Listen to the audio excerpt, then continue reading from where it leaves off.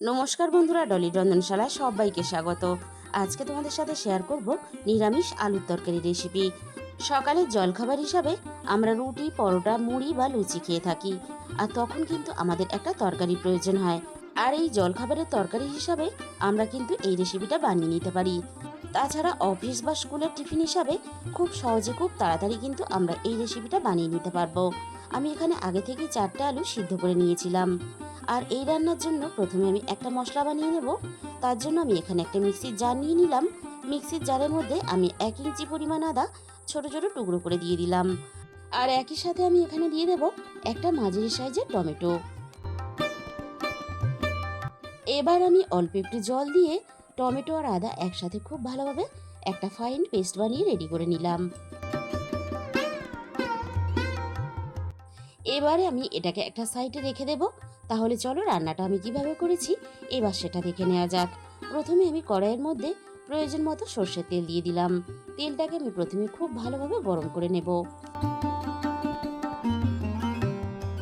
তেল খুব ভালোভাবে গরম করে নিয়েছি।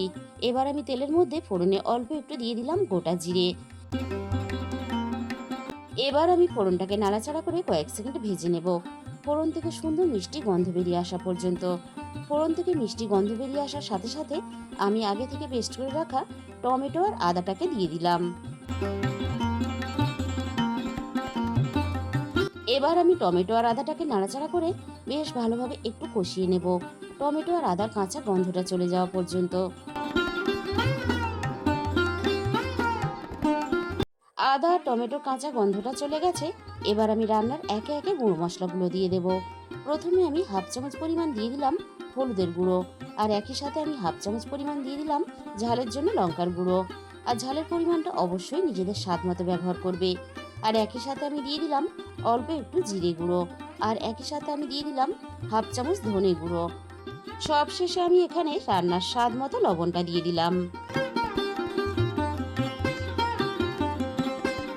এবার আমি সমস্ত মশলা একসাথে নাড়াচাড়া করে বেশ ভালোভাবে কষিয়ে নেব, মশলা থেকে সুন্দরভাবে তেল ছেড়ে আসা পর্যন্ত। মশলা কষানোর সাথে সাথে আমি 1 চামচ পরিমাণ বেসন এখানে দিয়ে দিলাম। অল্প একটু বেসন দিলে রান্নার গ্রেভিটা যেমন ভালো আসবে, তেমনই কিন্তু রোজকার আলুর তরকারির থেকে রান্নার স্বাদটা হবে একেবারে অন্যরকম। মশলার সাথে আমি বেসনটা নাড়াচাড়া করে দেখো বেশ ভালোভাবে কষিয়ে নিলাম। আর মশলার মধ্যে দেখো একটা বেশ জমাটি ভাব চলে এসেছে। মশলা আর বেসন ঠিক এইভাবে কষিয়ে নিতে হবে। আর মশলা থেকে সুন্দরভাবে তেলও ছেড়ে দিয়েছে। এবার আমি অল্প একটু জল দিয়ে দিলাম যাতে মশলাটা পুড়ে না যায়। এবার আমি সিদ্ধ করা আলুগুলো এইভাবে হাত দিয়ে একটু ভেঙে ভেঙে দিয়ে দেব।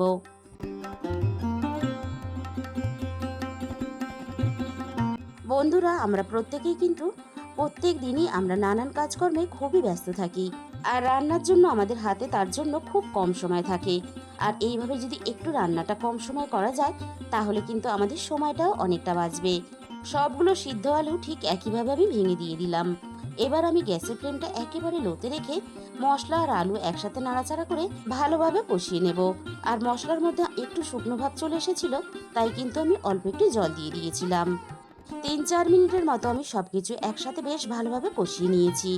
এবার আমি প্রয়োজন মতো জল দিয়ে দিলাম, তবে জলের পরিমাণটা খুব বেশি দেব না, কারণ রান্নাটা কিন্তু আমাদের প্রায় হয়ে এসেছে। এবার আমি সবকিছু একসাথে নাড়াচাড়া করে বেশ ভালোভাবে মিশিয়ে দেব। এবার আমি গ্যাসের ফ্লেমটা মিডিয়ামে রেখে রান্নাটা ভালোভাবে হতে দেব। রান্নাটা বেশ ভালোভাবে ফুটে উঠেছে। এবার আমি এখানে ঝালের জন্য আরও 2টো চেরা কাঁচা লঙ্কা দিয়ে দিলাম। রান্নাটা যেহেতু আমরা সিদ্ধ আলু দিয়ে করেছি, তাই রান্নাটা যাতে বসে না যায় তার জন্য আমি একটু নাড়াচাড়া করে দিলাম। মিনিট 5-এর মতো আমি রান্নাটা ভালোভাবে করে নিয়েছি। আর গ্রেভিটা ঠিক কিন্তু আমি এরকমই রাখবো, না হলে ঠান্ডা হওয়ার পরে আরও কিন্তু অনেকটা গাঢ় হয়ে যাবে। এবার আমি এখানে অল্প একটু গরম মশলার গুঁড়ো দিয়ে দেব। বন্ধুরা, রান্নাটা খুব সাধারণ হলেও প্রত্যেক দিনের আলুর তরকারি থেকে রান্নার স্বাদ হবে একটু অন্যরকম।